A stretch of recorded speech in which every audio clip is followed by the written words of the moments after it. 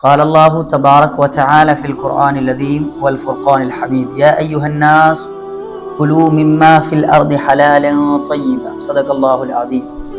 السلام علیکم ورحمۃ اللہ وبرکاتہ. معزز سامعین کرام، اللہ سبحانہ و تعالی نے قرآن کریم میں حلال اور حرام کے درمیان تمیز فرمائی ہے کہ بندہ اگر کہیں سے بھی کوئی رزق طلب کرتا ہے، کوئی کھانے کی اشیاء کو طلب کرتا ہے، تو وہ دیکھ لے کہ وہ حلال کھا رہا ہے یا حرام کھا رہا ہے، یہ کہاں سے کمائی آئی ہے، یہ غذا جو اس کے پیٹ میں جا رہی ہے یہ حلال ہے یا حرام ہے.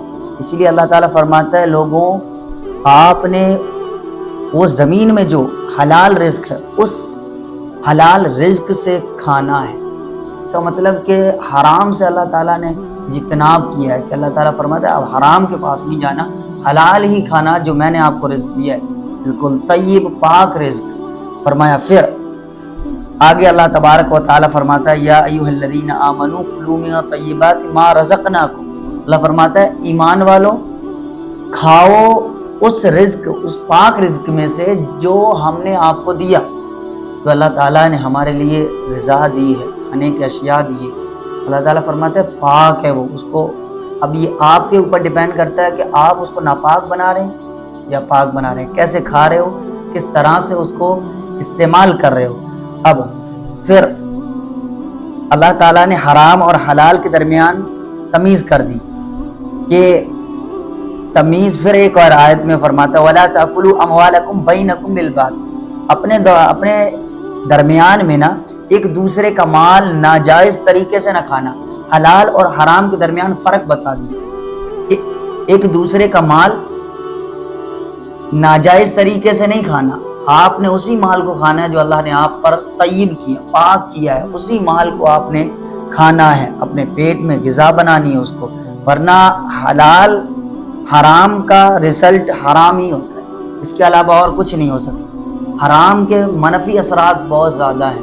بندہ کھائے گا تو ذہن حرام جس کی عادت پڑتی ہے تو پھر عبادات اور ریاضت میں مزہ نہیں آتا. لذت اللہ سے تعلق اس کا بڑا دور ہوتا ہے جو بندہ حرام کی طرف توجہ رکھتا ہے، حرام کھانے کی طرف توجہ رکھتا ہے، اس کا اللہ سے بڑا تعلق دور ہوتا ہے. نماز میں اسے اچھا نہیں لگے گا، اس اکثر بیماریوں سے وہ گھرا رہے گا. پیسہ تو ہوگا، جب ظاہر سی بات ہے کوئی بندہ حرام کھائے اس کے پاس پیسہ نہیں ہوگا، پیسہ ہوگا مگر وہ ڈپریشن کا شکار بھی ہوگا، کہیں اس کو ذہنی امراض اس کو کھاتی ہوگی. تو اس لیے حرام سے بچیں کہ اپنے درمیان ناجائز طریقے سے ایک دوسرے کا مال نہ کھاؤ. پھر حضور علیہ الصلوۃ والسلام نے فرمایا طلب الحراری فریضۃ بعد الفریضہ. بیہقی نے اس حدیث کو روایت کیا، حلال روزی طلب کرنا، حاصل کرنا ہر فرض کے بعد ایک فرض ہے. یہ بھی فرض ہے کہ بندہ کہاں سے کیا کر رہا ہے، کیا کھا رہا ہے، یہ حلال ہے حرام، یہ بھی فرض ہے ہر ایک فرض کے بعد. خالی نماز ہی پڑھنا فرض نہیں ہے، کھانا بھی دیکھنا ہے کہ یہ حلال کھا رہا ہے یا حرام کھا رہا ہے، یہ بھی ڈھونڈنا تلاش کرنا فرض ہے. کیونکہ پھر مسلم کی ایک حدیث ہے ان اللہ طیب لا یقبل الا طیب. اللہ تعالیٰ پاک ہے اور پاک چیز کے علاوہ کسی چیز کو قبول نہیں کرتا، صرف پاک غذا کو اللہ تعالیٰ قبول کرتا ہے. اس کی راہ میں بھی پاک ہی چیز خرچ کی جائے. فرمایا کل جسد، حضور نے پھر ایک حدیث میں فرمایا کل جسد نبت من صحت فالنار اولی بہ. بیہقی نے اس حدیث کو اور روایت کیا ہے. یہ بھی حدیث بیہقی نے روایت کی، کہتے ہیں جس جسم کی پرورش حرام سے ہوئی ہو نا تو وہ آگ کے زیادہ لائق ہے، اس کے لیے آگ ہی بہتر ہے. جس جسم کی پرورش حرام سے ہو رہی ہے اپنے بچوں کو حرام سے بچائیں، ورنہ اس کا رزلٹ بھی حرام ہوگا، بڑے منفی اثرات ہوں گے زندگی میں. اسی لیے ایسا حلال رزق تلاش کریں. اللہ کی قربت ہے، اس میں قرابت ہے، بندے اللہ تعالیٰ سے تعلقات بڑھتا ہے جب بندہ حلال اور حرام کے درمیان تمیز کرتا ہے. اللہ سے تعلق بڑھتا ہے، نمازوں میں مزہ آئے گا. پھر حضرت ابو بکر صدیق رضی اللہ تعالیٰ عنہ نے نا اپنے غلام کی کمائی سے دودھ پیا. تو غلام سے پوچھنے لگے پینے کے بعد یہ بتائیں آپ نے یہ دودھ جو ہے کہاں سے لی، کہاں سے آپ کے پاس آیا؟ تو وہ کہنے لگا کہ میں نا میں چند لوگوں کے پاس سے گزر ہوا تو میں نے انہیں کہانت کے بارے میں بتایا، یعنی غیب کی باتیں، جو جھوٹی غیب کی باتیں ہوتی ہیں نا، میں نے اس کے بارے میں بتایا. فرماتے ہیں جب حضرت ابو بکر رضی اللہ تعالیٰ عنہ نے نا اس غلام کی بات سنی تو فرماتے ہیں فَأَدْخَلَ أَصَابِعَهُ فِي فِيهِ. فرمایا پھر حضرت ابو بکر رضی اللہ تعالیٰ عنہ نے اپنے منہ میں انگلیوں کو ڈالا. اپنے منہ میں، اور وہ غلام کہتا ہے فَظَنَنْتُ أَنَّ نَفْسَهُ سَتُخْرِجُ، فرمایا کہ مجھے ایسا لگا کہ حضرت ابو بکر رضی اللہ تعالیٰ عنہ کی جان ہی نکل جائے گی۔ اس طرح سے منہ میں انگلی ڈالی اور قے کی، کہتا ہے کہ مجھے گمان ہوا کہ حضرت کی جان نہ نکل جائے گا، کہیں جان نہ نکل جائے۔ پھر کہتے ہیں الہی انی اعتذر، مالک میں معافی چاہتا ہوں کہ میں نے انجانے میں ایسا کیا۔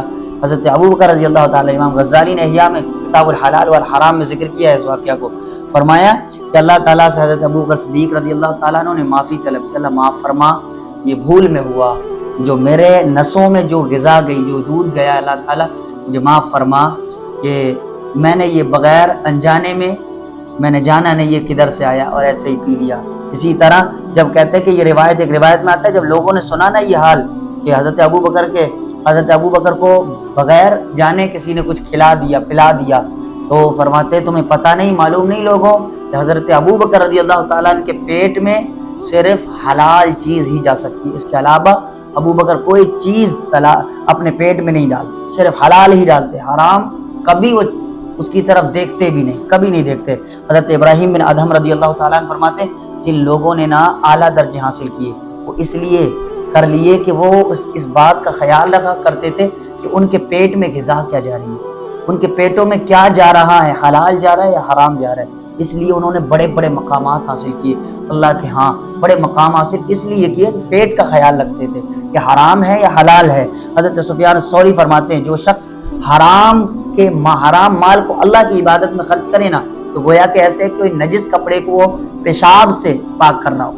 فرمایا ایسا ہرگز نہیں ہو سکتا کہ نجس کپڑے کو پیشاب سے پاک کیا جائے، یہ تو ممکن نہیں ہے، گندے کپڑے کو یہ نہیں کیا جا سکتا۔ اسی طرح اللہ کی عبادت حرام مال سے درست نہیں ہو سکتی، حرام مال سے درست نہیں ہو سکتی، اس لیے اپنی عادت ہم نے حرام پر نہیں ڈالنی، اس کی عادت نہیں بنانی۔ کبھی ہو سکتا ہے پریشانی آئے گی تھوڑے، اگر جو بندہ حلال کھاتا ہے پریشانی اس کے پاس بھی آتی ہے، پیسوں سے تھوڑی تنگی ہوگی، مگر اللہ تعالیٰ اس کا بڑا اجر دے گا، ثواب دے گا۔ بندہ صبر کرے، اللہ کی قضا قدرت پر راضی رہے، بس حرام کی طرف اپنا نہ جائے، ورنہ اس کی دنیا اور آخرت دونوں خراب ہو جائے۔